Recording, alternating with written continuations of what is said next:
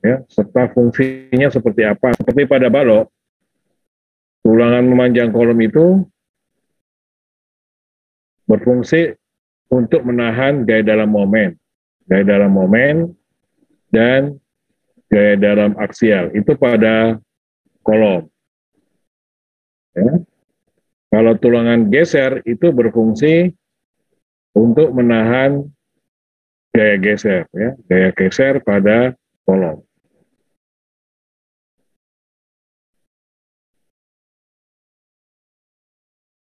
Ya.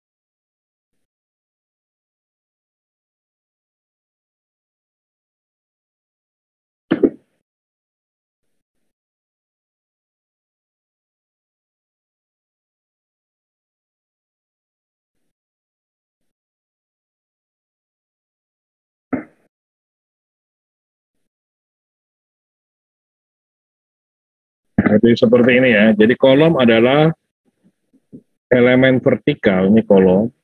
Elemen vertikal yang secara khusus itu difungsikan untuk menahan gaya-gaya aksial tekan, baik ada lentur atau ada timpa momen lentur. Jadi berdasarkan mekanisme pemikulan beban, kolom ini adalah bagian terakhir dari struktur atas yang menahan elemen yang lain. Jadi beban-beban yang bekerja itu pertama kali pada gedung ya, ditahan oleh plat lantai, kemudian dari plat lantai dipikul oleh balok, kemudian dari balok akan ditransfer ke kolom. Jadi secara mekanisme, kolom ini adalah elemen utama supaya bangunan ini tidak roboh dari struktur atas. Kemudian karena bangunan ada struktur bawahnya juga, beban pada kolom akan ditahan oleh struktur bawah yang dalam konteks ini disebut dengan fondasi. Beban konteks ini disebut dengan fondasi.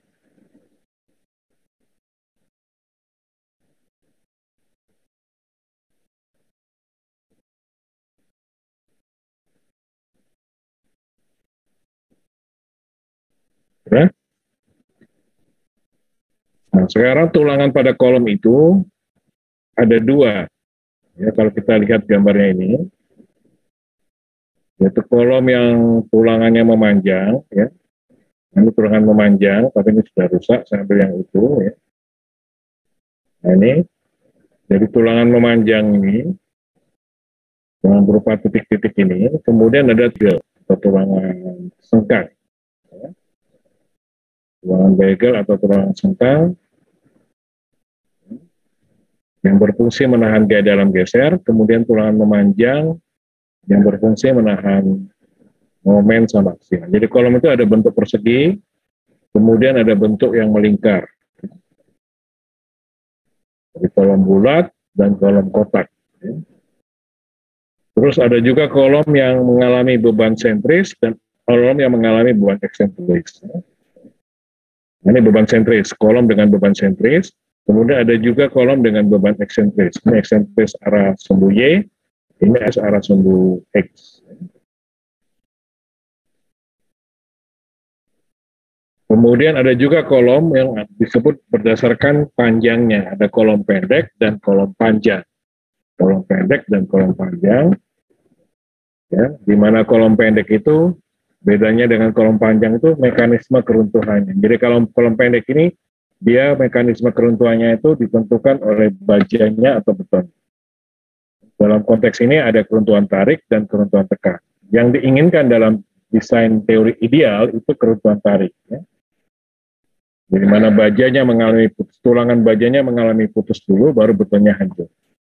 Kemudian kalau kolom panjang, ini keruntuhannya selain ditentukan oleh kekuatan bahannya, tapi dominan ditentukan oleh keruntuhan karena faktor panjangnya. Jadi keruntuhan itu disebut dengan keruntuhan tekuk, ya, karena faktor panjang. Ya. Selain ditentukan oleh bahannya, bisa saja karena adanya keruntuhan tekuk yang menimbulkan adanya momen tambahan tadi. Itu kira-kira pembagian kolom dari sisi beberapa hal. Saya ulang dari bentuknya, kemudian dari posisi bebannya, sentris eksentris, kemudian dari panjang pendeknya. Dan nanti kita harus mengontrol apakah kolom yang kita punya itu panjang atau pendek, bulat atau persegi. Kita harus dikontrol. Kemudian yang kedua, apakah kolom kita itu panjang atau pendek? Kolom panjang atau kolom pendek? Yang ketiga, apakah kolom kita itu sentris atau eksentris? Ini jawab pertanyaan yang harus dijawab dulu. Karena cara mendesainnya berbeda. Jadi cara merencanakan tulangan pada kolom pendek beda dengan kolom panjang. Cara merencanakan tulangan pada kolom eksentris beda dengan kolom sentris. Cara merencanakan tulangan pada kolom bulat beda dengan kolom persegi. Bisa diterima? Bisa, Pak. Jadi seperti itu perbedaannya ya. Jadi ini harus di closing dulu, diselesaikan, dituntaskan dulu jawaban ini. Dan ini sering menjadi suatu pertanyaan standar bagi Anda mahasiswa sipil ketika ditanya orang, apa perbedaan kolom persegi dan kolom bulat? Apa perbedaan kolom eksentris sama sentris? Apa perbedaan kolom panjang dan kolom pendek? Nah, ini saya maksud teori-teori begini, ini harusnya dijelaskan oleh dosen utamanya ya, di kuliah. Ya. Tapi tidak apa-apa lah kita bisa bicara lagi, saya akan jelaskan meskipun sepintas ya karena waktu, supaya Anda tidak kehilangan golden moment. Ya. Jadi golden moment Anda itu di minggu ke-5, minggu ke-6 harusnya itu tolong. Ya. Cara apa? Materi. Baik, sekarang kita akan menjawab pertanyaan tadi itu. Apakah kolom kita panjang dan pendek? Ya Anda lihat dari desain Anda itu dari awal Anda tentukan apa? Panjang atau bulat? Kotak atau bulat? Apakah kolom kita itu persegi atau bulat? Kalau persegi masih ada pertanyaan, apakah kolom kita itu persegi panjang atau persegi bujur sangkar? Karena dua hal ini berbeda. Di perseginya ada masalah juga, kolom bujur sangkar di mana BK sama dengan HK, kemudian kolom persegi panjang di mana BK tidak sama dengan HK, lebar kolom tidak sama dengan tinggi kolom. Terus pertanyaan kuncinya, kapan saya memakai kolom bujur sangkar, kapan saya memakai kolom persegi panjang, dan kapan saya memakai kolom bulat? Itu harus bisa dijawab, Mas, pertanyaan-pertanyaan mudah begitu. Ya, harus bisa dijawab. Sebagai pradesain, memang yang menentukan pertimbangannya adalah masalah arsitektural. Ingat, pertimbangannya secara de facto itu arsitektural. Tetapi ingat, penanggung jawab struktur adalah Anda orang teknik sipil. Jadi Anda harus bisa menyatakan setuju dan tidak setuju sebagai pertimbangan teknis, bukan pertimbangan keindahan. Ya. Pertimbangan keindahan itu adalah hal yang penting, tapi jauh lebih penting adalah pertimbangan teknis strukturnya. Bisa terima? Bisa, Pak. Misalnya, saya ambil contoh misalnya mengenai kolom bulat. Kolom bulat ini kolom yang secara mekanisme kekuatan, dia jauh lebih kuat gesernya daripada kolom persegi atau persegi. Jadi dari segi kekuatan, kolom bulat ini jauh lebih kuat. Mekanisme gesernya dan mekanisme lenturnya. Hanya kelemahannya juga ada, dia tidak kaku, ya, kurang kaku. Tapi arsitektur kan tidak paham, ya. Kalau diminta untuk memilih kolom bulat dan kolom kotak, maka yang pasti akan dipilih adalah kolom bulat. Karena secara tampak itu jauh lebih menarik daripada kolom kotak. Kolom kotak itu terkesan tidak dinamis, ya. Kolom bulat itu jauh lebih dinamis. Ya. Tapi kalau dari segi kekuatan, itu kolom bulat 50-50. Dia unggul dari kekuatan, tetapi lemah dari segi kekakuan dibanding dengan kolom kotak. Ya. Sehingga dalam pemilihan bagi seorang sipil, kolom kotak dan kolom bulat dari pertinggaan kekuatan dan kekakuan itu skornya 50-50. Jadi tidak perlu diperdebatkan. Bahwa silakan pakai kolom bulat, silakan pakai kolom kotak. Ya, bagi kita, karena memang analisisnya akan berbeda analisisnya. Gitu ya.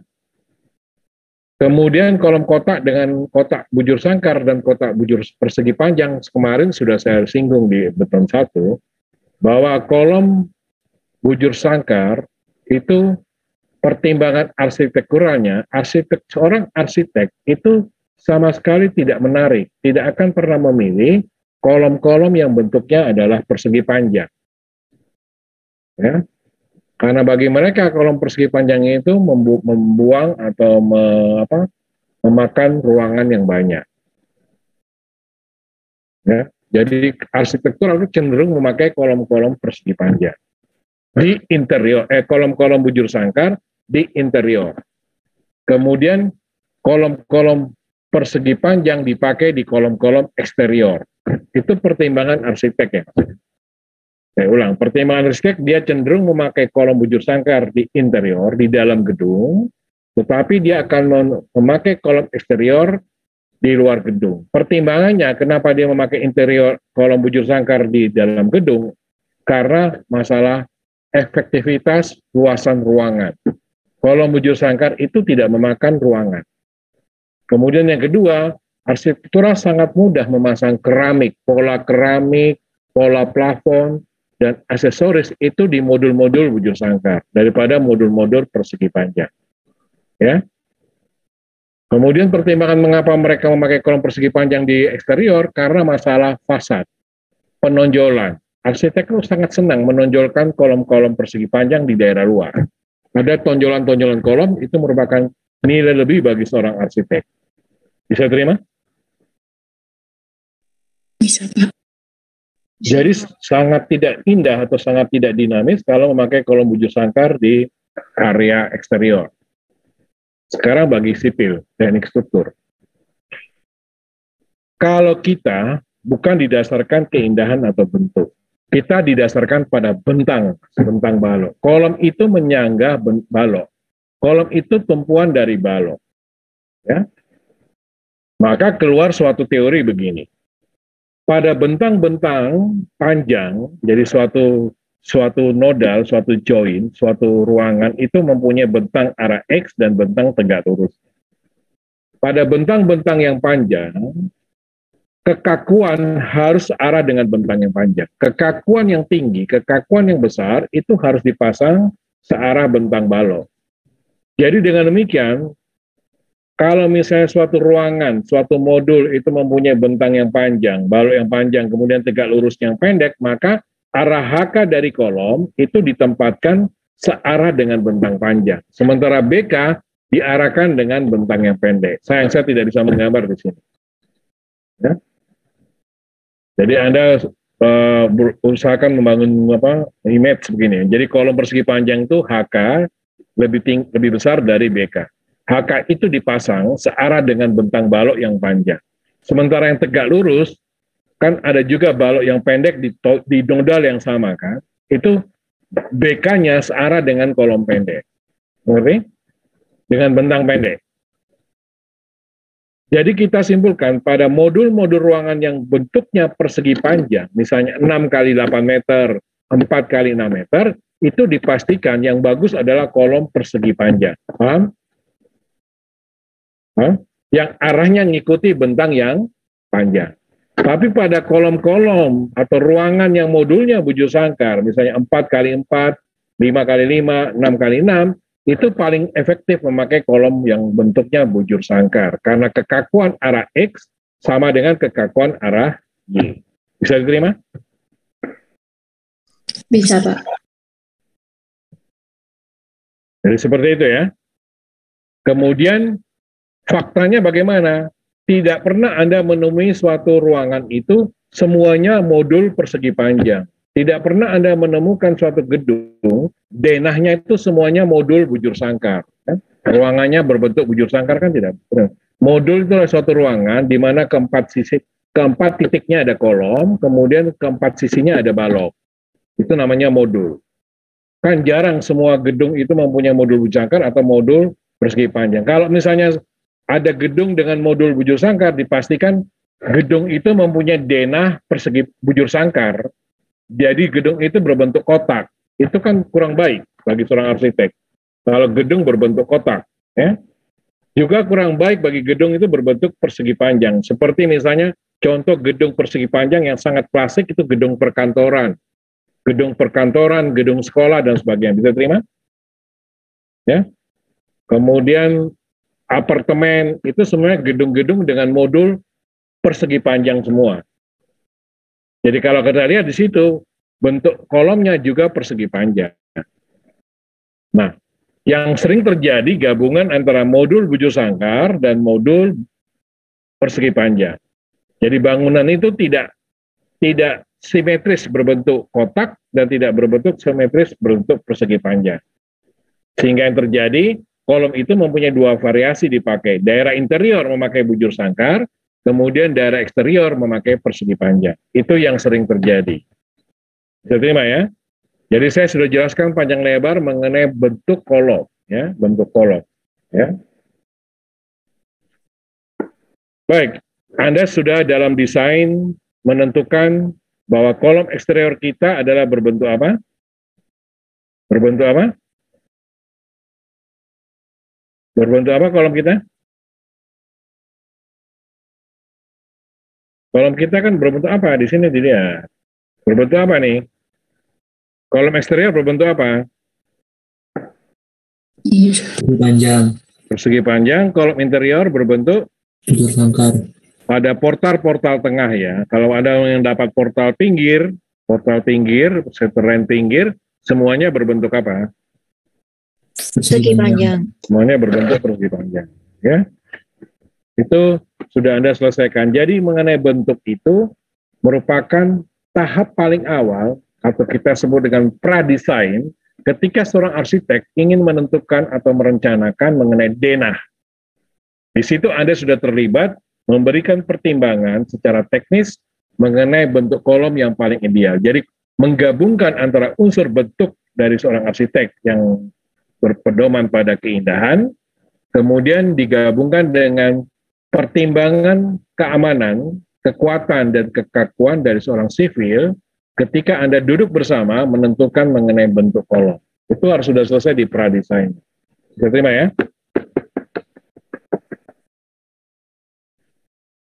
Baik, sekarang tahap kedua. Anda menentukan apakah kolom itu panjang atau pendek.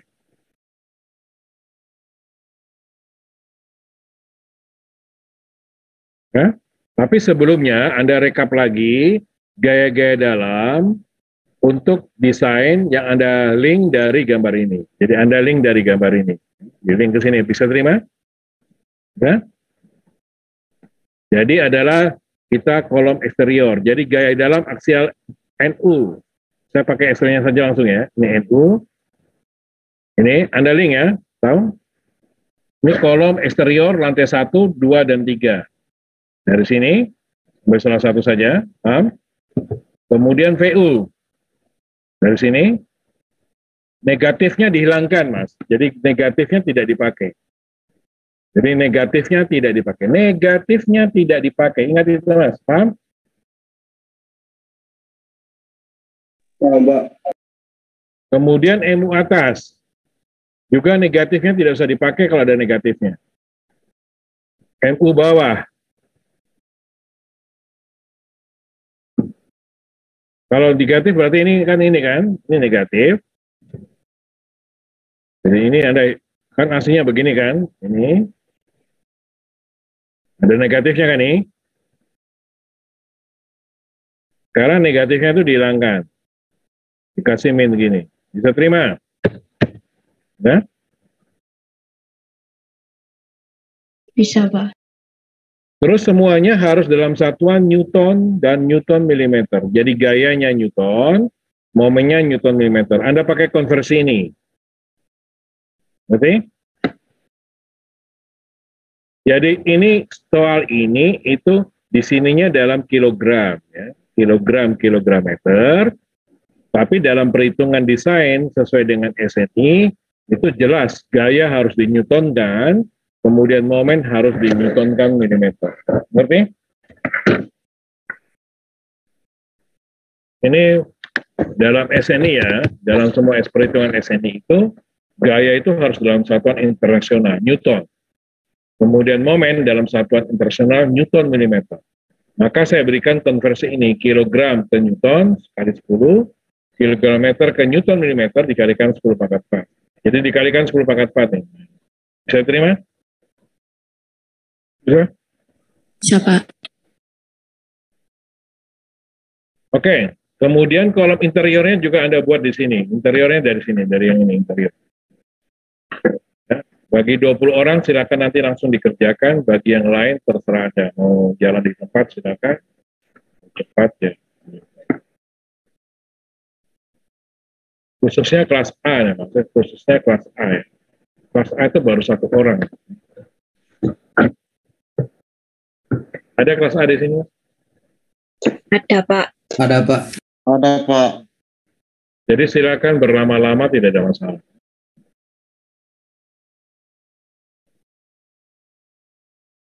Baik. Kalau kemudian setelah Anda kasih data-datanya, ini data bahan, spesifikasi teknisnya, mutu beton, mutu baja, diameter, dan sebagainya, ini data gaya dalam, baru kita akan mulai start desain. Ya, sekarang mau mulai desain. Pertama Anda harus periksa kolom itu pendek atau panjang. Kolom pendek dan panjang itu bukan dilihat dari panjangnya kolom, panjang pendeknya kolom. Contoh misalnya, kolom 2 meter, kemudian dibandingkan dengan kolom yang 5 meter. Hah? Panjang mana dan pendek mana coba? Ada kolom 2 meter, ini kolom 2 meter, ada kolom 2 meter, ini 2 meter ya. Ini 2 meter, misalnya gini 2 meter ya. Ini 2 meter ya. Ini 2 meter. Kemudian ada kolom lagi yang 4 meter. Panjang mana, Mas? Panjang mana? 4, Pak. Ya. Kalau cuma seperti itu, ya tidak perlu diatur oleh SNI kan. Tidak perlu diatur. Perencanaan kita didasarkan SNI ya Mas. SNI 2847 2019. 2847 ya. Kalau hanya begini aja, kan tidak perlu diatur oleh SNI. Ngapain sih? Anak SD kan sudah bisa juga. Bahwa kolom yang ini, yang warna ini, versi warna berbeda biar bisa mengkombinasi. Kolom yang warna biru, ini adalah kolom panjang, ini kolom pendek. Bukan seperti itu ya nanti ya. Jadi untuk menentukan kolom pendek, kolom panjang, ini kolom pendek, kolom panjang, itu tidak seperti melihat secara fisik dari panjangnya saja. Kolom panjang biasanya kita sebut dengan kolom langsing. Kolom langsing ya. Jadi untuk melihat kolom ini pendek atau langsing, tidak hanya melihat ininya, tetapi juga melihat apa? Melihat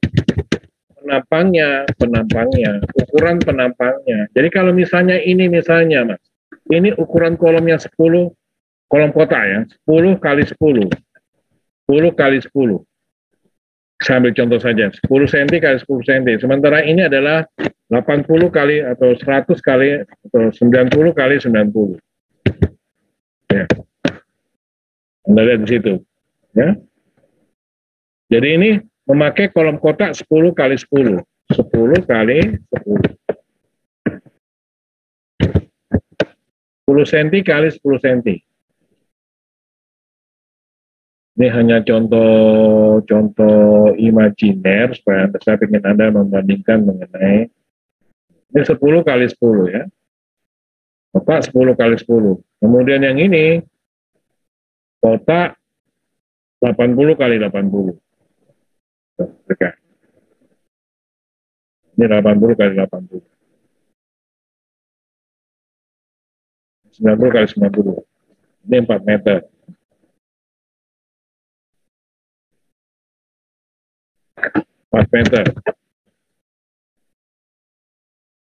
Jadi dengan melihat penampang juga, ya, melihat penampang. Nah, sama SNI biar tidak terjadi debatable, biar tidak terjadi persepsi yang macam-macam, dikeluarkanlah rumus ini. Nah, ini rumusnya nih. Jadi untuk menentukan kolom pendek dan kolom panjang, maka ada hubungan antara panjang dengan penampangnya ini. Ada hubungan. Yaitu dengan memakai rumus K kali Ln dibagi R. Dibagi R, itu kalau dia lebih kecil dari 22, itu kolom pendek. Kalau misalnya bagi R lebih besar dari 22, ini kolom panjang. Ini ada dalam SNI ya, harusnya dosennya akan memberitahu di SNI mana. Kalau saya cari SNI akan memakan waktu saya nanti ya. Anda cari saya tanyakan ke dosennya SNI mana ya. Jadi kalau ini bukan dari saya, dari SNI Mas. Jadi perencanaan kita itu sesuai dengan kaidah SNI ya.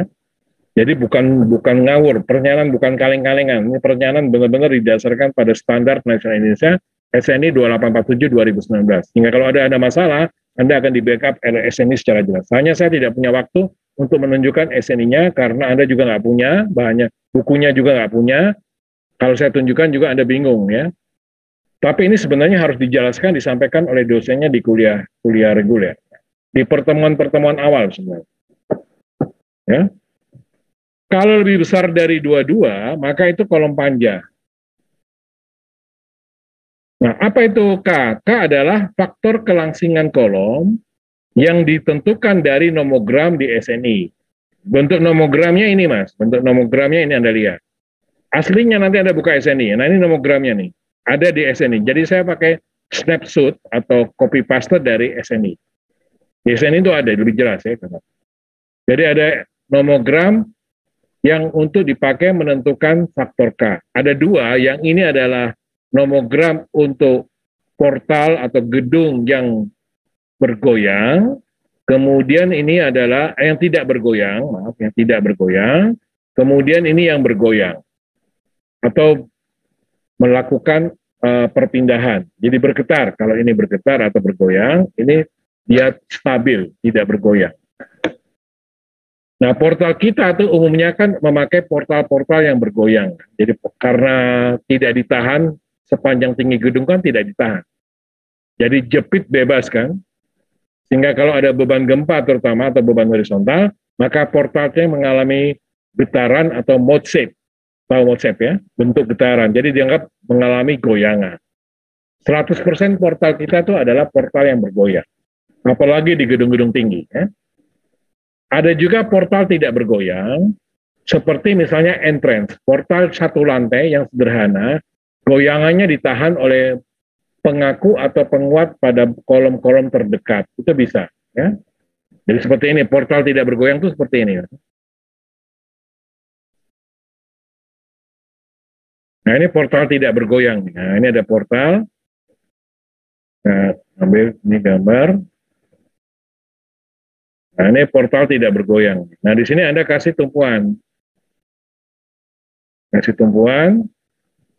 Kasih tumpuan. Nah, ini misalnya dia numpuk di kolom gedung sebelahnya. Kolom sebelumnya. Nah, ini misalnya kolom yang gedung. Jadi ini entrance. Entrance ya. Drop off. Biasanya dipakai drop off. Mengerti? Kanopi. Ini kan portal ini kan tidak bergoyang, yang warna ini kan tidak bergoyang.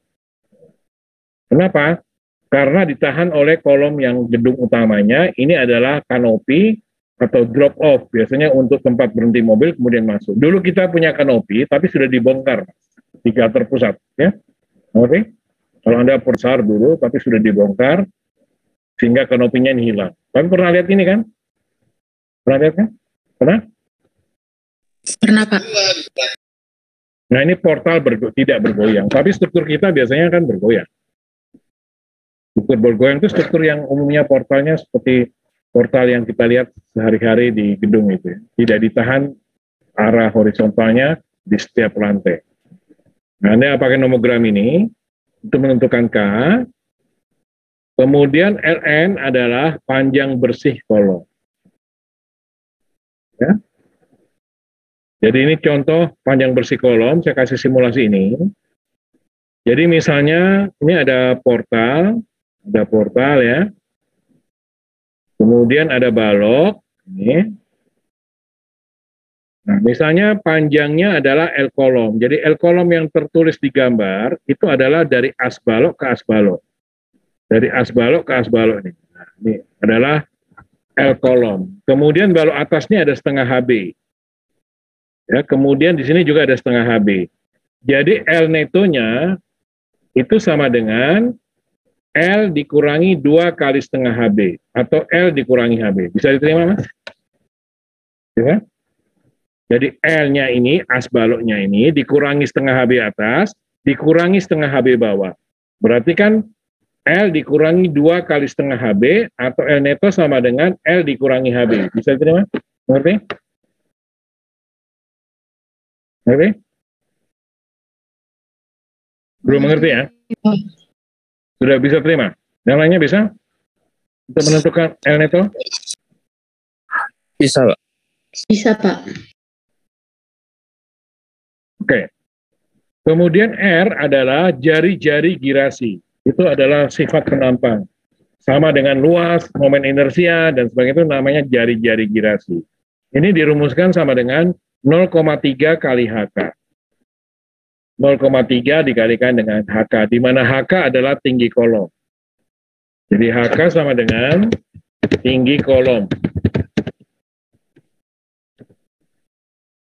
Ya, tinggi kolom. Kan kolom kita kan mempunyai 2 ukuran kan, Mas.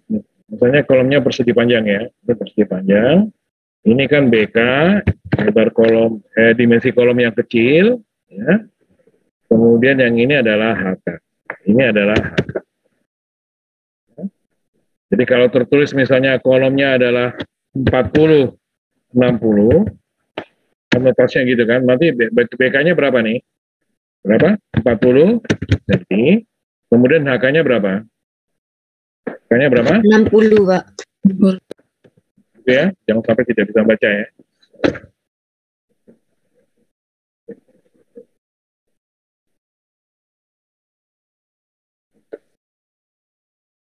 Oke, kemudian kita akan mencoba melakukan pemeriksaan untuk kolom eksterior dan interior. Pertama kita akan menentukan faktor K ini. Hati-hati ini agak sulit, kalau Anda tidak mendengarkan baik-baik, silakan nanti ditanya ya. Ini sulit ya, menentukan K ini agak sulit. Ya. Jadi harus pandai-pandai membaca gambar ya, pandai-pandai membaca gambar ya. Saya ajak Anda untuk mulai membaca gambar, Mas. Pandai-pandai membaca gambar, ya. Gambar struktur maksud saya. Baik, saya akan memakai pernyataan ini. Tadi saya pernah bilang bahwa portal kita, gedung kita itu rata-rata unbraced, jadi bergetar dan bergoyang, ya, karena beban horizontal. Berarti jarang ada portal itu yang tidak bergoyang. Ya, semuanya adalah bergoyang. Yang tidak bergoyang itu ada, contohnya adalah struktur kanopi. Struktur kanopi itu struktur drop off ya, yang biasanya dipakai untuk melindungi dari air hujan dan matahari untuk tamu-tamu yang berhenti di depan teras, di teras utama. Paham ya? Contoh kanopi itu di setiap hotel pasti punya kanopi ya. Hotel, kemudian apartemen, perkantoran, itu semuanya punya kanopi umumnya ya. Nah, kemudian pernyataan kedua, justifikasi kedua ya. Untuk menjelaskan kolom eksterior, saya pakai kolom nomor 8. K8. Untuk menjelaskan kolom interior, itu saya pakai contoh kolom K13. Kolom 8 ini kan kolom 8, ini kolom 13. Anda bulati itu. Kolom 8 dan kolom 13.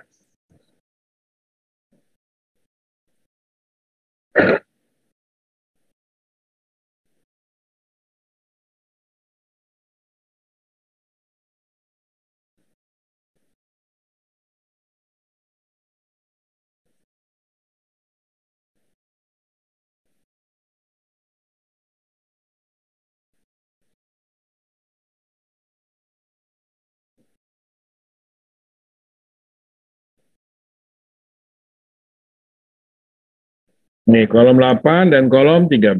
Sudah? Baik, kita mulai ya. Kemudian di gambar portal ini, jadi nanti Anda copy dari gambar atas yang ada ukuran kolomnya. Hanya memang di sini harus dikasih nomornya. Jadi nomornya sesuai dengan nomor ini. Jadi nanti Anda ambil gambar ini, kemudian Anda lihat nomornya nomor berapa. Di sini ada kan nomor 8, nomor 9, nomor 13. Nah, ini diambil karena SAP tidak bisa menggabungkan antara nomor batang dengan section. Itu tidak bisa SAP ya. Semua program tidak bisa menggabungkan dalam satu batang tersaji ukurannya sama nomor batangnya. Belum bisa. Ya. Paham? Sehingga nanti nomor batangnya Anda pakai manual. Jadi Anda manual, ditulis saja sesuai dengan nomor di SAP. Ini adalah K6, K7, K8, K9. Kemudian ini K12, K11 ya, K11, K12, 13, 14. K11 ini ya.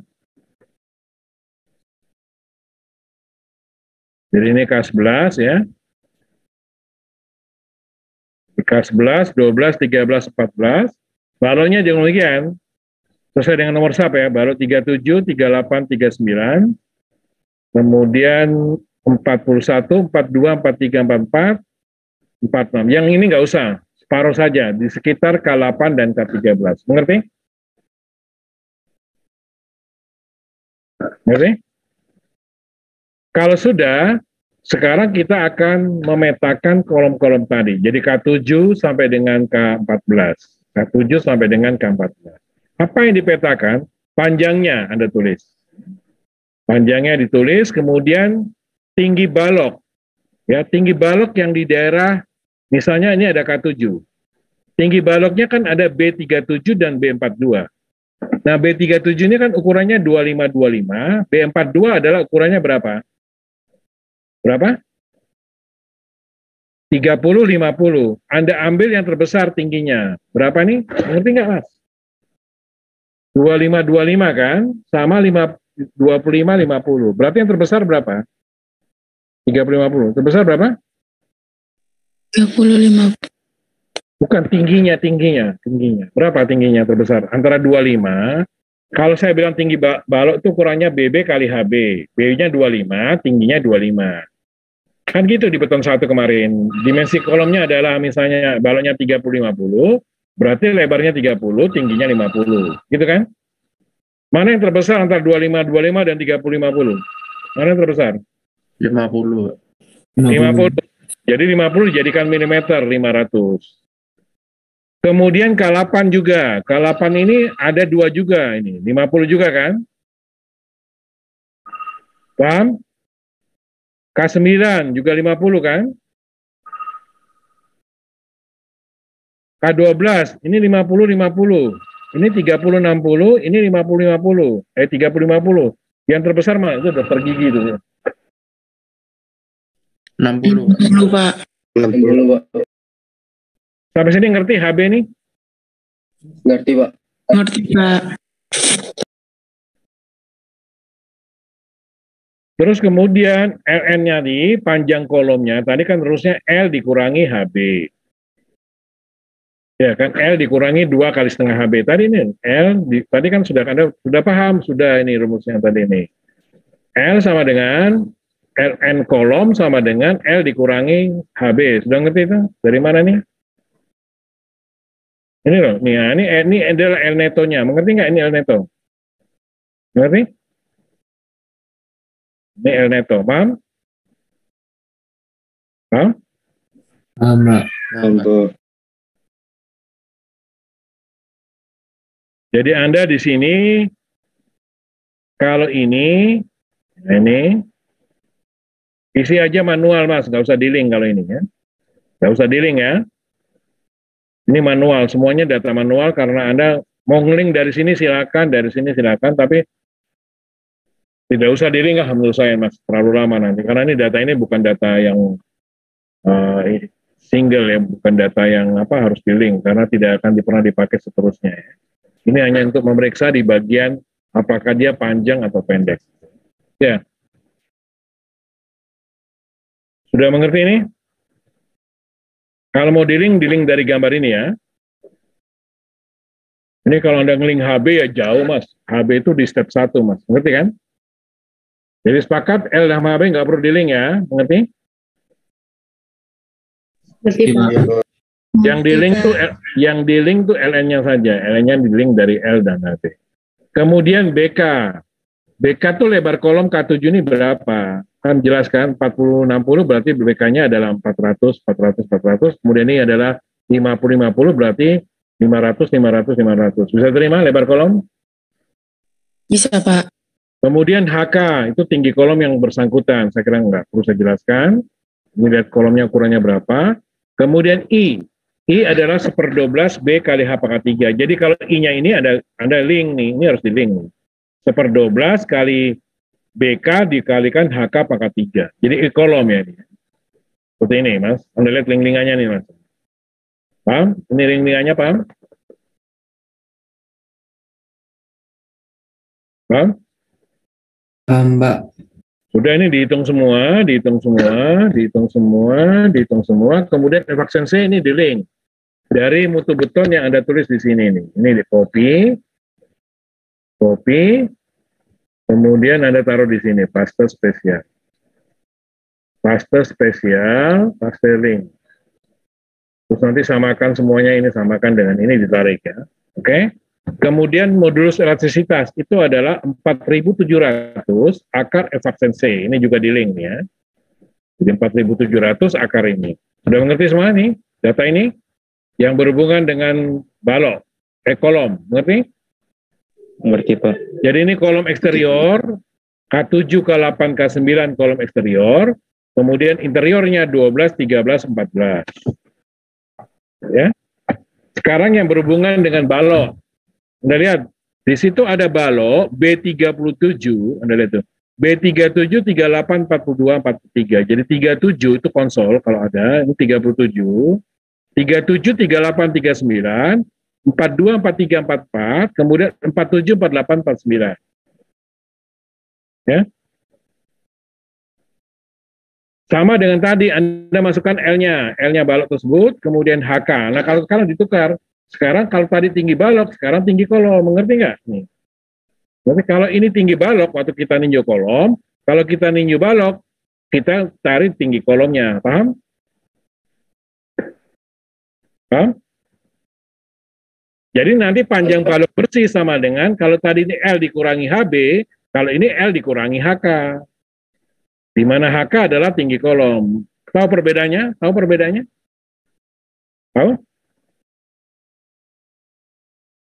Ya, jadi terbalik semua data di atas dengan data di bawah. Kalau ini kan tadi peninjauannya adalah balok, kolom, sekarang semuanya adalah balok nih. Jadi kalau kolom yang ditinjau data dari balok, dari kolom, kemudian kalau balok yang dilihat adalah kolom. Jadi kalau kita kolom, data yang ditinjau adalah data balok, ini. Kalau kolom yang ditinjau adalah data kolom. Kalau kolom yang ditinjau data balok, kalau balok yang ditinjau data kolom. Mengerti? Mengerti, Pak. Udah ya. Ini kalau ini adalah BKHK, di sini BBHB. Kalau ini semuanya sama ya. Jadi ini adalah I balok 1/12 BB kali HB pangkat 3. Sudah semua mengenai data ini? Nah, Anda baca di sini, Mas. Ini Octavianus saja, jangan dibaca nih, dibaca, Mas. Dibaca, Mas. Rentan kopas player, Pak. Saya ingatkan, ini Anda rentan kopas player karena tidak mengerti. Mengerti? Iya, Pak. Mengerti, Pak. Yang lainnya, mengerti? Mengerti, Karena Pak. tidak karena tidak bisa membaca gambar ini. Tidak bisa membaca gambar ini. Maka Anda ambil yang kedua, ini tidak ada link-linkannya, Mas. Jadi sangat sulit kalau tidak ada link-linkannya. Ini kan tidak ada link-linkannya, kan? Ada nggak link-linkan ini, Mas, data ini, Mas? Di sini kan tidak ada link-linkannya. Kan tidak ada nih, ya. Kalau tidak ada link-linkannya, Anda menjadi sulit. Kalau ada link-linkannya, biasanya Anda telusuri, kan? Telusuri ini dari mana, kan begitu, kan? Ya. Terus Anda tinggal ganti data. Kalau ini kan nggak ada link-linkannya. Karena nggak ada link-linkannya, ini rentan kopas player. Ngerti?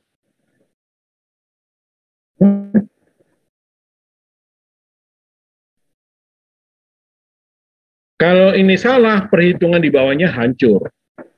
Ini namanya adalah data utama, main data, data utama dari perencanaan kita. Nah, sekarang kita akan melakukan eksekusi dengan menggunakan data di atas. Anda gambar lagi suatu portal yang ada kolom eksterior dan kolom interior. Ini sebenarnya gambar dari sini, Mas. Gambar dari sini. Saya pecah supaya jelas. Saya bagi dua ini. Saya bagi dua. Yang ini adalah kolom apa? Kolom eksterior. Kemudian ini kolom interior. Sama kan? Di sini ada panjangnya 1,5, 5,8 dan sebagainya. Sudah mengerti ya? Sudah mengerti ya? Gambar ini sudah mengerti ya? Gambar dari atas ya. Baik, sekarang kita akan lihat perhitungan pertama untuk mencari mencari K kan tadi. Oleh karena itu, kita harus tahu rumusnya ini. Saya jelaskan sekarang nomogramnya. Nomogram kiri tidak dipakai karena ini hanya untuk portal tidak bergoyang atau tidak bergetar. Kalau yang kita pakai adalah portal bergoyang atau bergetar. Yang kanan nih ya. Di sini ada garis pertama yang namanya adalah seta. Seta itu ini Mas bacanya, seta. Ini bacanya huruf Yunani ini kalau dibaca adalah seta. Ya, tahu seta? Bisa terima seta? Iya, Pak. Jadi ada seta A di mana adalah A itu adalah atas. Jadi seta A itu seta bagian atas, kemudian yang kanan ini seta B, seta itu kalau kita lihat dalam notasi di Excel itu silakan dipilih apa nanti Anda bisa nulis di simbol ya, di simbol dicari aja seta itu gini. Simbol ya. Simbol. Nah, itu mungkin Y. Nah, ini seta Mas ya. Jadi ada seta A, ini seta A itu adalah di bagian atas. Kemudian ada seta B itu di bagian bawah. Nah, sudah? Kemudian yang garis tengah ini adalah nilai K-nya. Nilai K-nya. Caranya nanti Anda mencari dulu seta A, misalnya titik ini, kemudian cari seta B titik ini, kemudian dihubungkan. Maka di sini adalah nilai K nih, nilai K di sini. Nilai K. Jadi nyari seta A-nya dulu, kemudian seta B, kemudian nyari nilai K-nya. Sudah terima ya? Baik, kita akan menghitung seta A-nya dulu nih. Seta A itu rumusnya ini, Mas. Seta itu rumusnya gini. Jadi, jumlah EI dibagi L, kolom, ya, kemudian dibagi dengan jumlah EI dibagi L balok. Di titik tertentu ya, di titik tertentu bagian atas. Baik, sekarang kita ambil contoh misalnya kolom eksterior K8 tadi ya. K8 ini, Anda lihat K8, maka di sini adalah titik atas, di sini titik bawah. Ini bisa jelas ya? Bisa jelas? Bisa? Bisa? Ini atas, ini titik bawah. Mengerti? Mengerti, Pak. Iya, Pak. Berarti nanti kita akan mencari ini, mencari adalah nilai dari seta ini. Setanya nanti ketemu 5,93, kemudian seta B-nya nanti adalah ketemu 5,18. Ini. Ini adalah zeta A, kemudian ini adalah zeta B.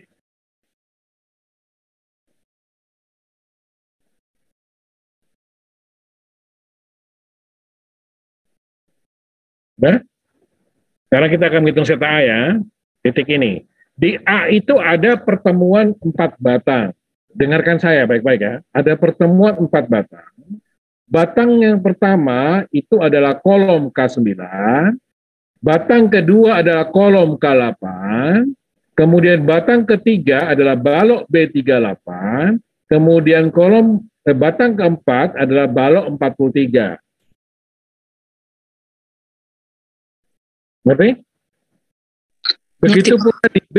Di B juga ada 4 batang, K8, K7, B37, dan B42. Terus kita akan memakai rumus ini. Kemudian memakai rumus ini. Memakai rumus ini untuk melakukan eksekusi. Jadi kita pakai rumus ini untuk dilakukan eksekusi. Sekarang eksekusinya adalah sebagai berikut. Kita lihat sini. Kita pakai rumus ini ya. Pakai rumus ini. Jadi secara perumusan ini, maka menjadi zeta A, tolong dengarkan baik-baik. Zeta A sama dengan jumlah EIL kolom 9 ditambah dengan EIL kolom 8. Kemudian dibagi dengan jumlah EIL balok 38 ditambah dengan balok 43. Hasilnya adalah sebagai berikut itu. Nah ini, coba ada perhatikan tuh. Sudah dengar nih? K8, ini bisa dijelasin? Bisa dilihat ini? Bisa dilihat? Bisa, Pak. Bisa, Pak. Bisa, Pak. Kemudian ini baloknya 38 tambah 43. Bisa tahu perbedaannya nih? Jadi K8 tambah K9 dibagi balok 38 tambah balok 43. Bisa terima? Ya? Bisa, Pak. Itu zeta A, jadi Anda tinjau HBK. HBK itu hubungan balok kolom, dicatat. HBK itu nodal atas HBK, hubungan balok kolom. Hubungan balok kolom di A, hubungan balok kolom di A. HBK. Ya? Ya tinggal masukkan saja. Tapi di sini Anda bisa coret, Mas. Bisa coret. Kan E kita kan sama kan? Jadi betonnya kan sama kan? E-nya kan SC semua kan? Jadi S-nya dicoret saja nih, dicoret. Tidak perlu dimasukkan dalam perhitungan. Ini dicoret, Mas. Bisa terima E-nya dicoret ini? Bisa terima? Bisa, Pak. Jadi tinggal menjadi I dibagi L kolom 8 tambah I dibagi L kolom 9. Setelah itu dijumlah, kalau sudah dibagi dengan jumlah antara I balok 38 dibagi L balok 38 tambah I balok 43 bagi L balok 43. Hasilnya kita gini sekarang, kita link sekarang ini harus I kolom 38 dibagi L 38. Nah, kita link ini. Ini Anda lihat ya linknya. Anda klik 2 kali, Anda lari ke tabel utama tadi itu. Nah, ini I dibagi L, paham? Paham, Pak. Pak. Paham, Pak. Lakukan hal yang sama, satu lagi. Ini adalah kolom 9. Nah, ini. Nah, link dari sini. Nah, ini I-nya kolom 9, ini L-nya kolom 9. Sudah? Terus kemudian baloknya, ini baloknya. Ini balok yang ini, lihat balok 38, ini balok 38, I balok 38, ini balok L 38. Mengerti? Mengerti? Mengerti, Pak. Terus ini adalah balok 43 dibagi L 43. Balok 43 dibagi L 43. Nah, kalau sudah ya tinggal Anda hitung. Tinggal dihitung, makanya ini 5, ini bagi, biasa dengan matematika biasa, maka zeta A adalah 5,93. Bisa terima sekarang zeta A-nya tuh. Ya? Bisa, Pak. Bisa, Pak. Sekarang B. Dengan prinsip yang sama, B itu berarti jumlah dari mana? K7 tambah K8, I per L-nya dibagi dan dijumlahkan, kemudian nanti dibagi dengan B37 tambah B42. B37 tambah B42. Ini bisa terima nggak? Saya beri waktu 1 menit. Bisa terima tuh? Bisa? Bisa? Bisa, Pak. Bisa, Pak. Kalau sudah Anda masukkan ini link-linkannya, semuanya di link, misalnya ini Anda lihat, ini adalah kita ke yang 7, jadi K7 dilihat, Kalapan Mekanik kan sudah kan, ini K7, Anda lihat ini ada K7, ini K7 kan, K7 ini adalah I-nya, ini adalah L. Sudah?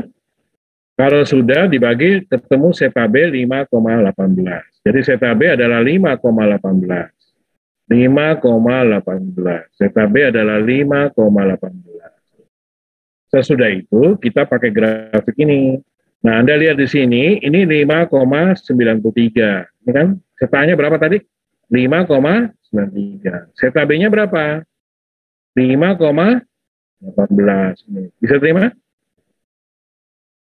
Bisa terima? Bisa, Pak.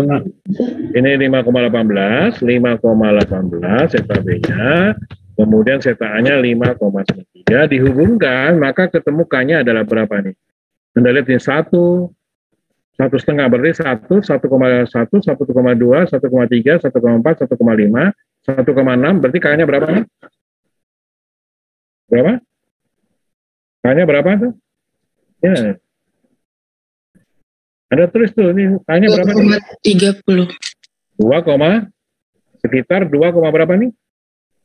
2,3. 2,3 kan 2,2 ini kan Anda lihat nih 2 sampai 3 itu ada berapa? 1, 2, 3, 4 jadi 2,3 paham? Paham 2,3 nih? Paham? Paham, Pak. Jadi K-nya sama dengan 2,3. 2,3. Kolom eksterior pakai warna biru ya. Ini ada maksudnya nanti. Ini jadi ini biru nih maksudnya garis ini biru, maka angka-angka ini semuanya biru. Paham? Biar saya nanti meriksanya enak. Paham?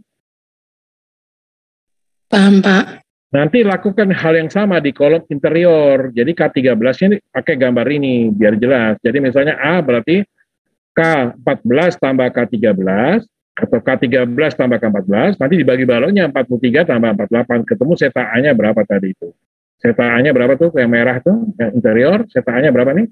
2,74. Ya, kemudian zeta B-nya ketemu 2,4, terus garis ini merah, berarti jadi 2,74, ini 2,4.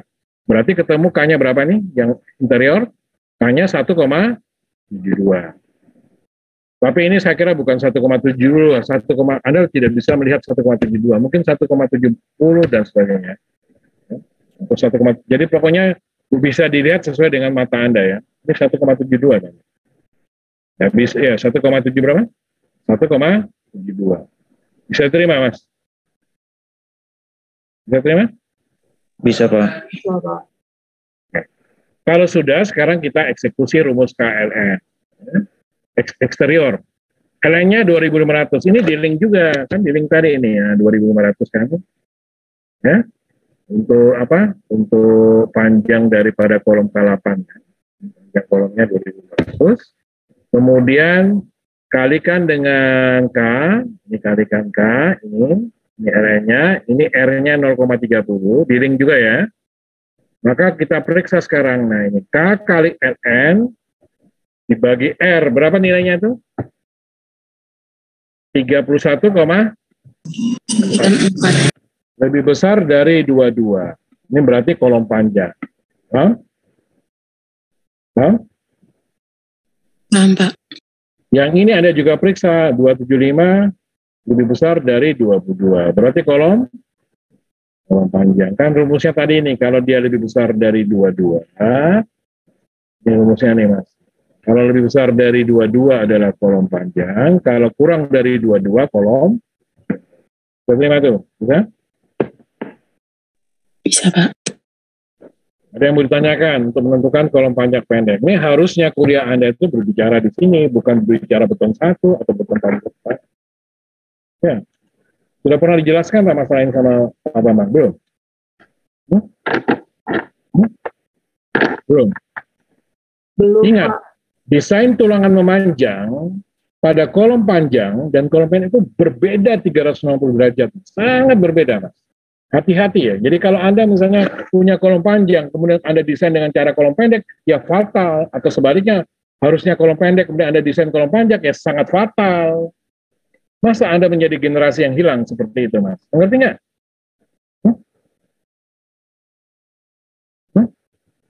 Anda ingin jadi generasi yang hilang? Hah? Mengerti? Mau nggak? Rizky, mau nggak? Rizky mau, Rizky menjadi generasi yang hilang? Kolom sangat fatal ya, bangunan ambruk Mas ya. Udah ya? Sekarang yang kedua, Anda menjawab pertanyaan mengenai apa yang terjadi pada kolom panjang. Nah ini. Konsekuensinya apa tadi saya bilang? Pertama, konsekuensinya cara mendesainnya berbeda dengan kolom pendek. Mengerti? Mengerti? Nah, perbedaan pertama adalah di kolom panjang, tadi saya sempat singgung, itu ada tambahan momen-momen ujung. Jadi momen-momen ujung ini, dia bertambah besar. Ini orang tidak pernah tahu, Mas. Sering menganggap enteng. Jadi momen-momen ujung ini, itu dia bertambah besar. Harus dibesarkan, Mas. Jadi kita harus membesarkan momen-momen ujung pada kolom panjang ini. Tujuannya apa? Untuk mencegah keruntuhan tekuk. Sesuatu yang panjang, langsing, itu rentan terhadap tekuk. Sepakat? Sepakat? Sepakat, Pak. Jadi sesuatu yang panjang dan langsing itu mudah tertekuk. Nah ini tidak boleh dibiarkan. SNI mengatakan wajib hukumnya pada kolom-kolom panjang atau kolom-kolom langsing, momen-momen ujung ini harus dibesarkan supaya kegagalan atau terjadinya peristiwa tekuk bisa dihindari. Mengerti? Tetapi itu tidak berlaku di kolom pendek. Kalau kolom pendek tidak perlu ada pembesaran mobil. Tidak perlu ada pembesaran. Saya mengajak Anda untuk memperhatikan kolom panjang. Di ujung-ujungnya perintah dari SNI adalah harus dibesarkan untuk mencegah atau menghalangi terjadinya kegagalan tekuk. Ingat, keruntuhan tekuk itu sifatnya getas. Tahu getas? Getas tahu? Getas itu terjadi tiba-tiba. Getas itu terjadi tiba-tiba tanpa peringatan. Tanpa peringatan lebih dahulu berupa melendut atau retaknya. Sama dengan keruntuhan tekan pada balok. Ya? Kalau balok itu keruntuhan tekannya yang getas. Tapi keruntuhan tariknya adalah ductile. Lawan dari getas itu ductile. Ductile. Di balok tidak ada keruntuhan tekuk. Tapi di kolom itu ada 3 keruntuhan, yaitu tarik dan tekan, sama dengan yang tekuk. Jadi ada 3 model keruntuhan. Model 3 keruntuhan ya.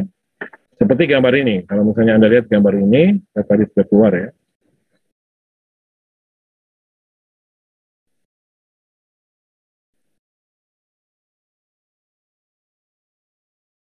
Nanti aja, saya setelah waktu. Jadi ada keruntuhan tekuk dan keruntuhan getas. Terus saya tunjukkan, nggak bisa kalau saya nggak tunjukkan.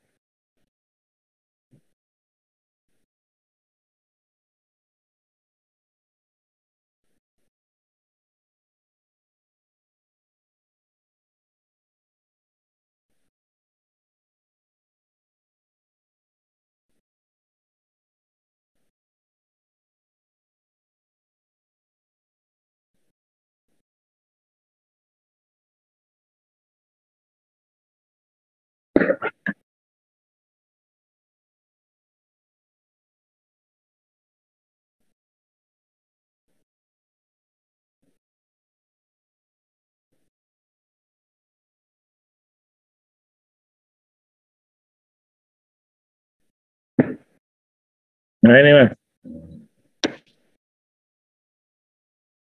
Nah ini. Ini adalah, bisa terlihat?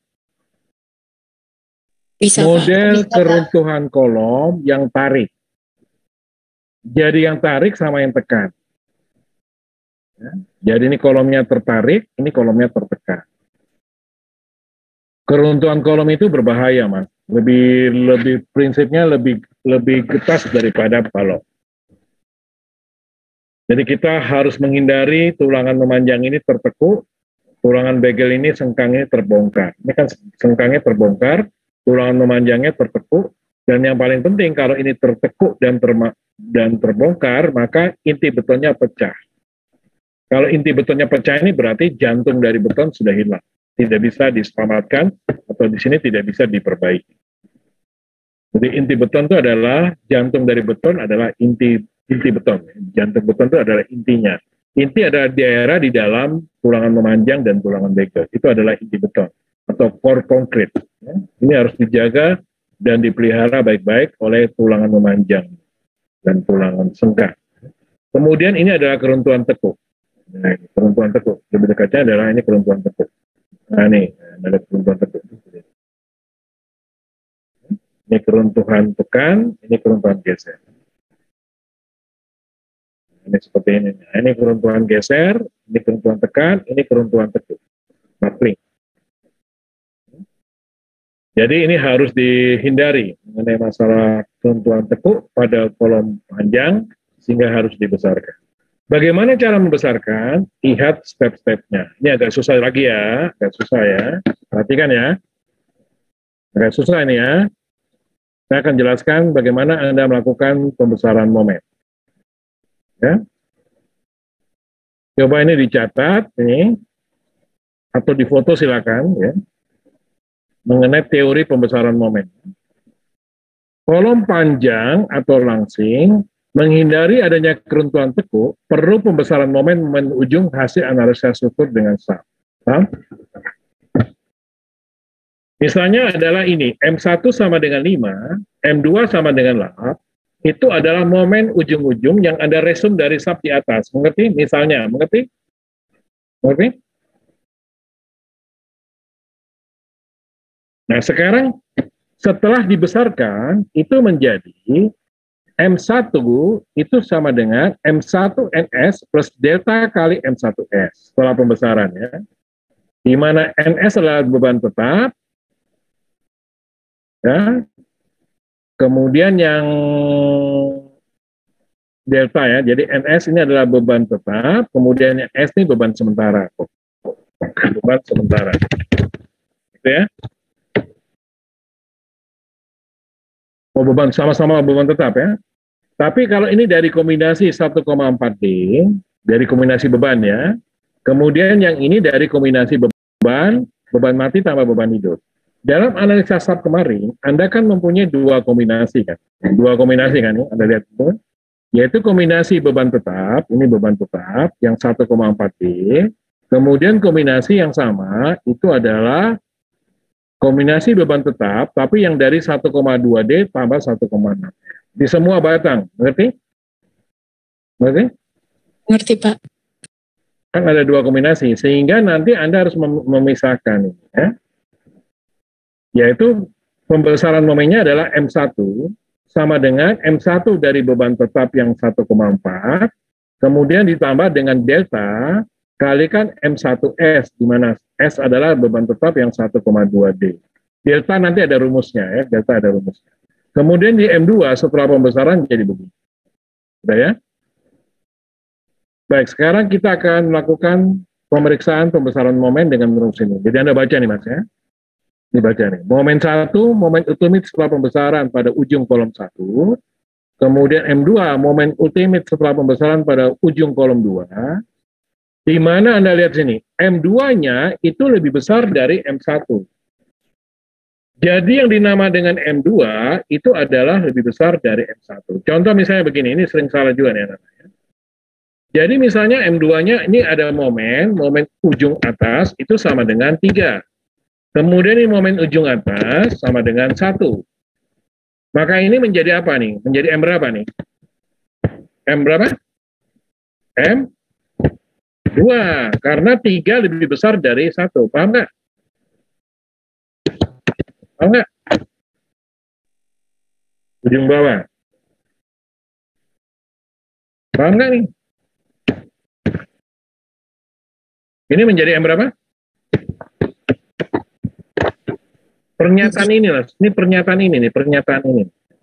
Saya mau jelaskan pernyataan ini. Tolong yang tidur bangun, Bang. Nanti salah, ini sering salah. Nah, kamu sering salah di sini.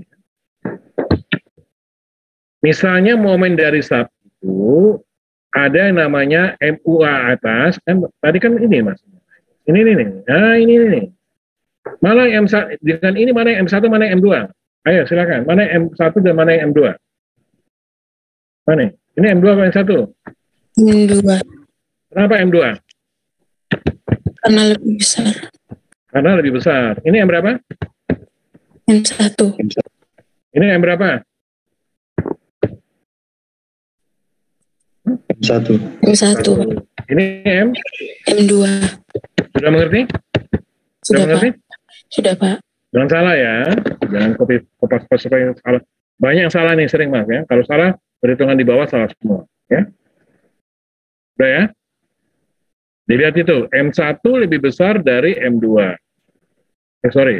M2 lebih besar daripada M1. Ya. M2 lebih besar dari 1. Sudah mengerti ini? Sudah, Pak.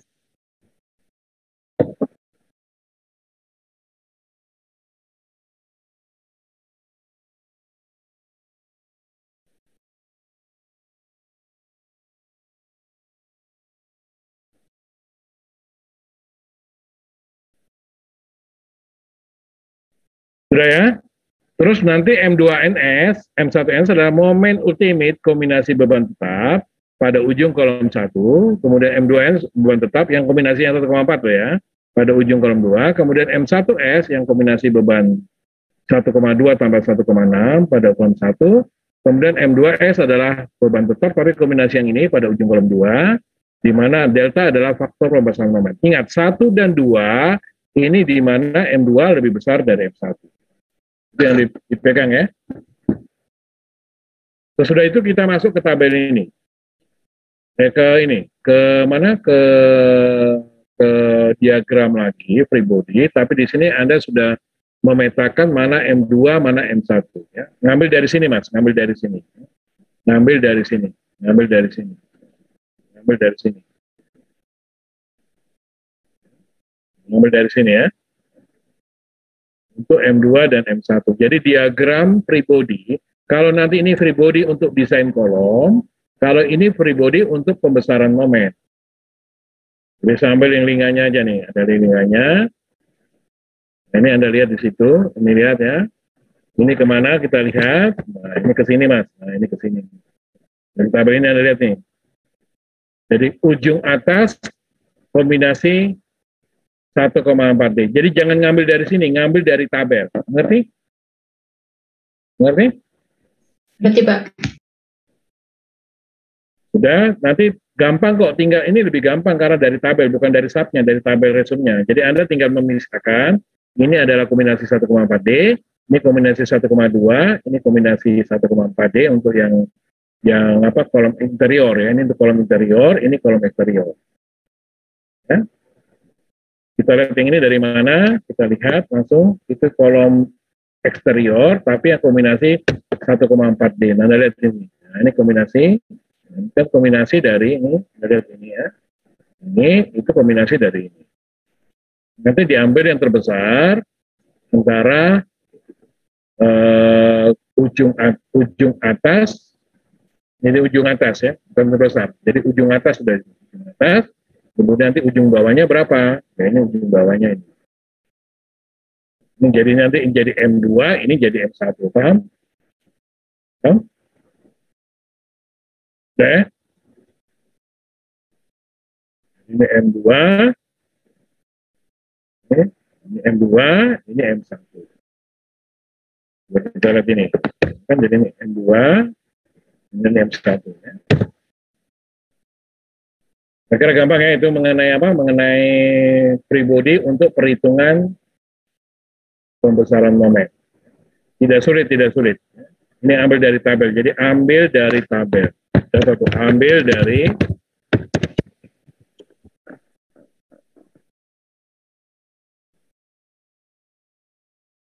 kalau sudah, sekarang kita masuk pada perhitungan pembesaran momen dengan sistem stabilisasi. Yang Anda perhatikan yang ini ya, saya kasih contoh kolom panjang interior. Ini yang Anda perhatikan ini. Nanti tinggal dijejer saja biar cepat perhitungan Anda. Jadi satu kali tabel itu langsung 2 kolom kita periksa, yaitu kolom eksterior dan kolom interior. Mengerti Mas saya? Jadi perhitungan pembesaran momen kita pakai perhitungan dengan cara tabel. Itu adalah sudah saya sajikan dalam Excel. Ingat ini adalah Excel proyek saya atau proyek perhitungan perencanaan di luar. Jadi Anda sudah praktis, tidak bermain kata-kata. Jadi yang ini adalah kolom eksterior, ini kolom interior, sekali hitung nanti copy file atau copy paste, langsung ketemu kesimpulannya. Mengerti? Mengerti? Mengerti, Pak. Saya ambil contoh interior, ini ada masukan M1S, M2S, link semua dari atas ya, link dari gambar ini link dari gambar ini. Ini dari M1NS atau MU1 nih. Mana nih? Nah, ini dari sini, paham? Ini interior ya. Kemudian ini dari sini. Tidak usah pakai tanda negatif ya, tidak usah pakai tanda negatif. Tidak usah pakai tanda negatif. Dicatat itu, tidak usah. Tanpa semuanya positif. Tanpa ada yang negatif. Jadi M1 disebut yang kecil, kemudian M2 disebut yang besar. Yang besar tanda positif, ini M1 yang kecil. Begitu pula yang nanti M1 dan M2S. Yang besar, ini yang kecil. Sampai sini ada pertanyaan? Sampai sini? Ada pertanyaan? Link dari free body, link dari free body, link dari free body, link dari free body, paham? Paham? Pak. Jangan sampai tidak standar ya. Sudah? Kemudian Anda tulis kolom interior dan eksterior mengenai data NU-nya. Nah, ini link dari tabel ini, Mas. Tabel yang Anda pernah tulis di sini. Nah, dari sini ini. Dari sini. Dari sini. Paham? Ini kan NU-nya untuk kolom eksterior dan kolom interior. Mengerti? Mengerti, Pak. Sudah, ini sudah tahu, saya ketikkan. Kemudian jumlah kolom eksterior dan jumlah kolom interior.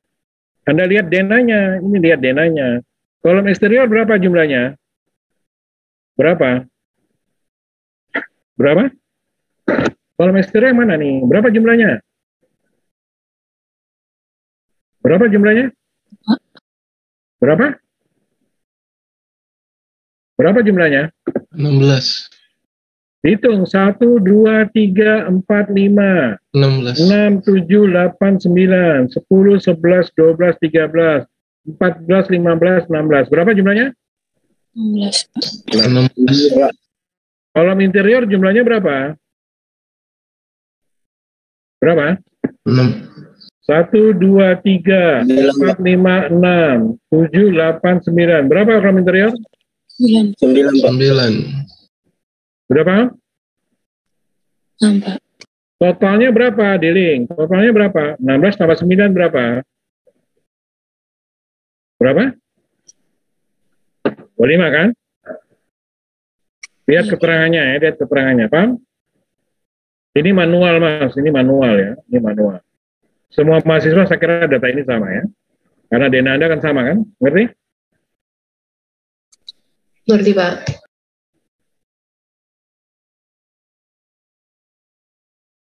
Oke, sesudah itu, mutu betonnya ada link, masukkan mutu beton, elastisitas masuk semua.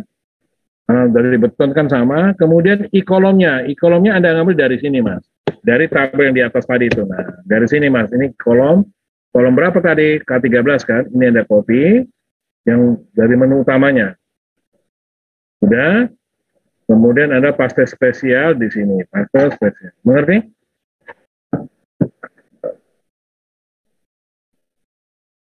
Terus Anda hitung faktor rangka. Nah, beta D ini adalah prosedur dalam SNI ya, faktor rangka. Jadi rangka itu peristiwa retaknya kolom karena masalah waktu.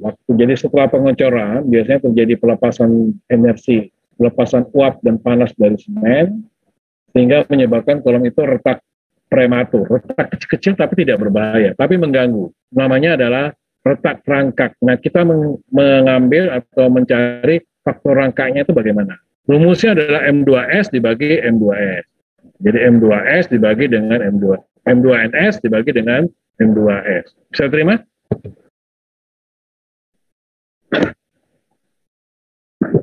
Ya? Sekarang kekakuan lentur kolom EI, itu rumusnya 0,4 kali EC, kalikan dengan IK, kolom ya, inersia kolom, di dalam kurung bagi 1 plus beta. Ini semuanya link-linkannya, Mas. Jadi ini adalah 0,4 kali EC, kalikan IK, IK-nya adalah ini tadi ini. Kemudian dibagi dengan 1 plus beta D. Bisa terima nih? Bisa terima? Bisa, Pak. Gampang kalau sudah kesini gampang. Yang sulit itu ini, Mas. Yang sulit itu ini, Mas. Ini yang sulit. Ngerti? Ya. Kemudian Anda cari K. K tadi kan sudah dicari tadi. Untuk kolom K ini berapa K-nya? Anda link dari sini. Berapa nih? Copy. Ya kan? Berapa tuh K-nya tadi? 1,72 kan? Iya, Pak. Terus LN-nya dari atas, LN-nya dari tabel atas tadi, LN-nya berapa nih? Nah, ini kan LN-nya 2400. Copy. LN dari kolom, atau dari atas boleh, ini kan juga dari atas. Silakan dari atas langsung atau dari sini boleh, ini kan dari sini. Ya kan? Paham? Dari sini boleh, atau dari LN yang lain yang di bawahnya boleh. Terserah Anda, mengerti? Mengerti, Pak. Ini paste, spesial, paste link. Kemudian Anda cari P-Euler. P-Euler adalah P tekuk kritis yang ditemukan oleh Profesor Euler mengenai rumusnya. Jadi ada salah solusi untuk mengontrol supaya kita kolomnya tidak tertekuk, bahwa beban aksial itu tidak boleh lebih besar dari P kritis, PCR atau P-Euler. Anda pernah lihat rumus ini di SMA kemarin? Itu ada P kuadrat EI dibagi dengan K kalikan ln kuadrat. Jadi P tekuk. Ya, jadi kita harus dicari ya. Udah tinggal hubungkan aja ini EI-nya semua sudah dihitung nih ya. Tinggal kita running aja di dalam Excel, ketemu Newton ya, Newton. Kemudian Anda cari jumlah P kritis totalnya berapa? Yaitu jumlah kolom dikalikan dengan P kritis. Ya. Ini kolom eksteriornya kan 9 kan? Jadi 9 kali P kritis. Ini bisa diterima nih? Bisa diterima? Bisa? Ya. Kemudian berikutnya adalah sigma aksial kolom itu sama dengan NI kalikan NU kiri. Jadi jumlah interior kalikan aksial kolom interior tambah NE kalikan jumlah aksial NU kolom eksterior. Anda lihat, nah ini. Jadi ini lihat Anda. 9 kalikan ini tambah 16 kali ini. Bisa diterima? Bisa, Pak. Nah itu sudah ketemu. Ini 2 sudah. Kemudian pembesaran momennya ini rumusnya panjang. Ini rumus ini tricky ya, tricky sekali. Hati-hati ya, rumusnya tricky. Silakan kalau Anda mau cepat, Anda bisa foto ini. Silakan difoto. Sudah? Sudah? Sudah difoto? Sudah, Pak. Trik itu kalau Anda salah kurung-kurungnya, salah hasilnya. Ngerti nggak? Jadi satu dibagi, dalam kurung besar, 1 dikurangi kurung kecil sigma NU, dibagi 0,75 kalikan sigma P kritis. Ketemu adalah 1,28. Kemudian setelah itu, kita memakai rumus delta S kali M1S, pembesaran momen kali M1S, kemudian yang ini yang nomor 2 delta S kali M2S ya, sesuai dengan rumus tadi di atas. Berarti M1-nya M1NS tambah delta S kali M1S. Kemudian M2-nya juga seperti ini. M2-nya ini M1 ini M2. Nah, ini M1-nya ya, kemudian ini M2-nya. Sudah, hanya M2-nya harus Anda tambahkan MC. M2-nya menjadi MC, di mana MC adalah momen setelah pembesaran momen yang terbesar. Nanti Anda ambil yang terbesar antara M1 dan M2 itu menjadi MC. MC adalah momen setelah pembesaran momen untuk desain tulangan kolom. Mengerti ya? Jadi untuk desain kolom kita mempunyai 2 momen setelah pembesaran, yaitu M1 dan M2, di mana M2 lebih besar dari M1. Nah, dari M1 dan M2 ini Anda ambil yang terbesar kembali untuk dijadikan desain pada tulangan kolom nanti. Mengerti? Namanya adalah MC. Jadi M2 terpilih sebagai MC. Mengerti? Berarti Pak. Mengerti?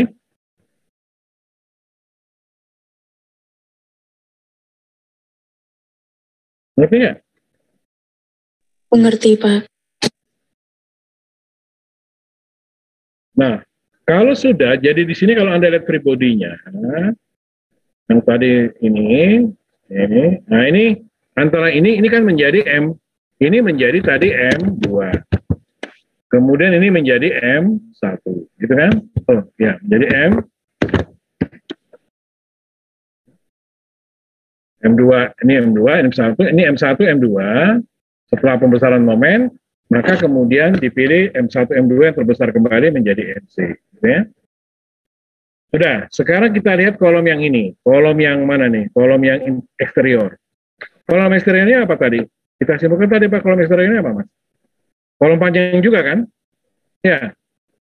Nah, karena kolom panjang, Anda tinggal mengcopy paste saja nanti. Tinggal ini di copy, ini di copy, terus taruh di sini. Kan sama kan? Sama kan? Ya, Pak. Tapi di sini saya akan melakukan justifikasi. Hanya pada SOP ini, dimisalkan kolom eksterior Anda pakai kolom pendek. Jadi maksud saya akan memperjelas apa perbedaan desain kolom panjang dengan kolom pendek untuk prosedur selanjutnya nanti minggu depan. Meskipun kolom panjang, tetapi di sini saya asumsikan kolom eksterior kolom pendek. Jaga-jaga kalau Anda mendapatkan kolom pendek. Mengerti?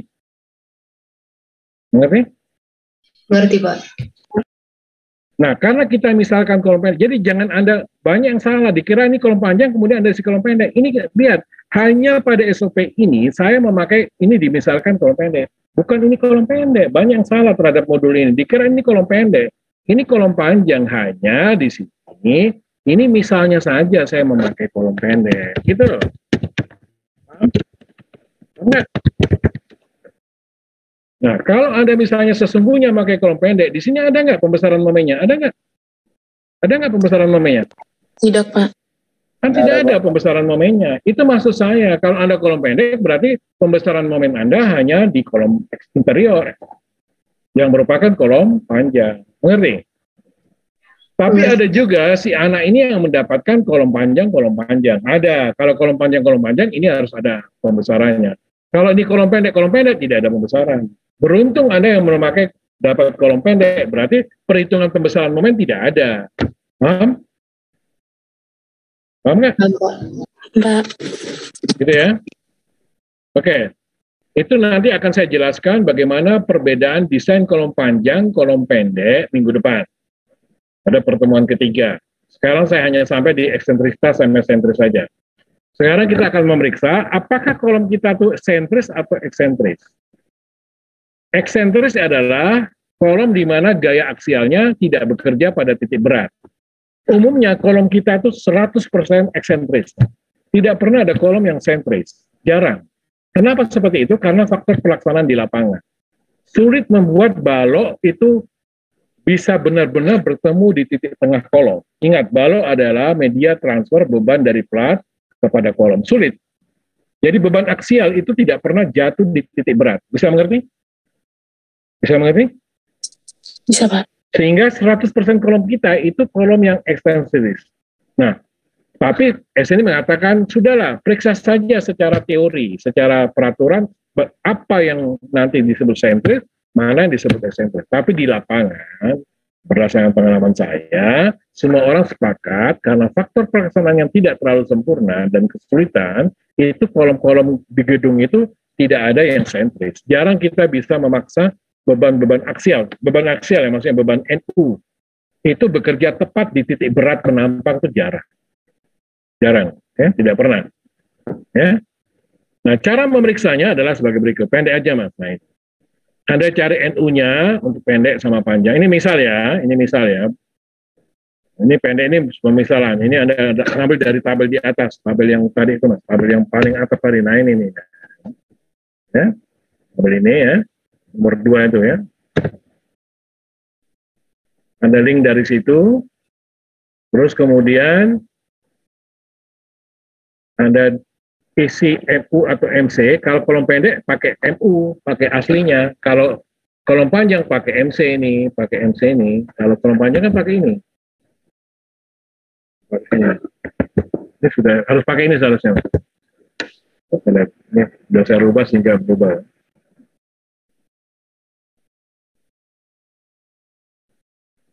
Ini tolong diganti, Mas. Ini pakai ini. Oh, sudah benar ya. Jadi MC ini pakai MC. Nah, ini kan. Tapi kalau kolom pendek tidak pakai ini. Jadi Anda ambil data dari tabel di atas ini. Nah, ini bisa terima itu? Bisa? Untuk kolom pendek yang tidak dibesarkan, ya kan? Ini kan tidak dibesarkan kan? Ya, Anda Pak. copy, kemudian Anda paste di sini. Paste di sini. Paste spesial di sini. Ya. Kemudian setelah itu Anda hitung eksentrisitas itu rumusnya MU dibagi NU. Ya, MU dibagi NU ketemu ini, kemudian nanti ada HK-nya Anda bandingkan. Ya, kalau kolom persegi panjang itu 0,10, kalau kolom bulat 0,05. Jadi ini 0,10 kali HK. Kita kebetulan ini kolom persegi panjang semua ya. Oh, ini kolom bulat, kolom bujur sangkar. Kalau bujur sangkar 0,05, diperhatikan 0,05 ya. Paham ini? Ternyata ini paham ya? Ya. Ini kolom eksterior, ini kan eksterior, ini kan eksterior, ini kan interior kan? Mesti nggak ada, ini interior ya? Ya. Eksterior. Eksterior kita kan persegi panjang, jadi berarti pakai 10% atau 0,1 kalikan dengan HK. Kemudian ini kolomnya kan ukurannya 50-50 kan? Berarti kolom kotak kan? Berarti pakai 0,05 kalikan dengan HK. Mengerti? Mengerti? Mengerti, Pak. Ini kan ukurannya 50-50. Ya. Ini 40, 60. Gitu. Kalau sudah, Anda bandingkan. Kalau E lebih besar dari M-in, itu eksentris. Kalau E kurang dari M-in, sentris. Ternyata kita semuanya adalah eksentris. Anda lihat ini. Anda pakai bahasa matematika silakan. Jadi ini saya hanya pakai lihat. 132 lebih besar dari 60. Kan eksentris kan? 500 lebih besar dari, kok 500? Berapa? 97,98 lebih besar dari 25. Jadi eksentris kan? Paham ini? Eksentris ini paham? Paham? Jadi kalau ini Anda baca ini, kalau E lebih besar dari M ini, dia apa kolom apa? Sentris. Kalau E kurang dari M ini, dia kolom Sentris. ini kolom sentris ini jarang terjadi. Yang biasanya terjadi adalah kolom sentris. Sehingga Anda bisa menemukan jenis kolom Anda, kesimpulan dari tahap 2, 52, itu adalah kolom eksterior pendek eksentris, kolom interior panjang eksentris. Desainnya berbeda sekali. Berbeda.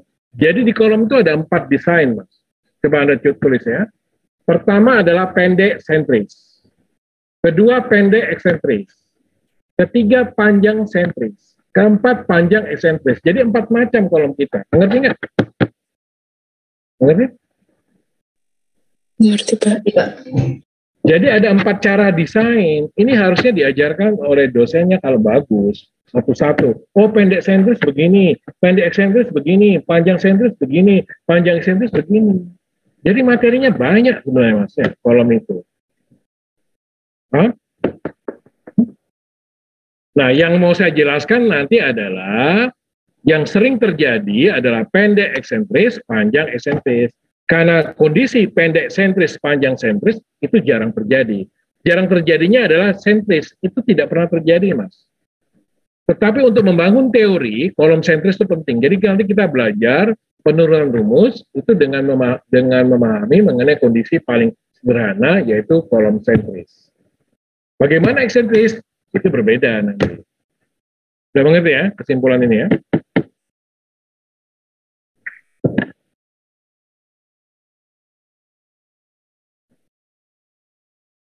Anda tahu namanya eksentris ya? Eksentris itu begini, Mas. Jadi eksentris itu begini. Nanti aja, minggu depan aja saya jelaskan. Minggu depan aja mengenai sentris. Posisi sentrisnya bagaimana? Nanti saya ulang sedikit mengenai sentris. Oke? Ada pertanyaan? Karena waktunya sudah habis. Jadi bagian 52, bagi Anda yang sudah 51-nya selesai, itu tolong asistensi sampai di sini. Ngerti? Ini asistensi lagi. Paham nggak? Menjadi 5 berapa? 5, 3. 5 berapa? 3. 52 ya? 53 ya, Mas? 52 ya? Hah? Paham. Jadi bagi Anda yang resumenya sudah selesai, kan 51 itu resum desain, gaya-gaya dalam. 52 adalah pemeriksaan kolom panjang, kolom pendek, kolom sentris, eksentris, sehingga dapat disimpulkan ini.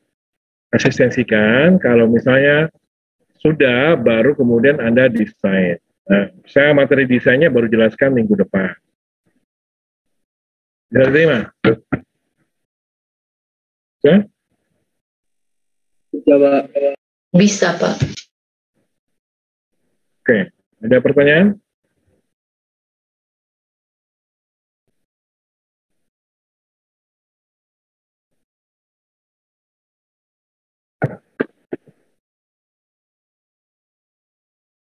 Ada pertanyaan? Belum ada, Pak.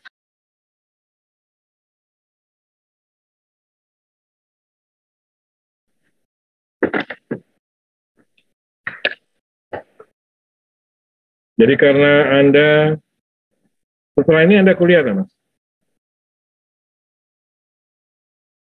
Ya, ada Pak Heri ya. Kelas D ada Pak Heri Susanto ya. Halo? Ini Pak Punika, Pak. Kelas D.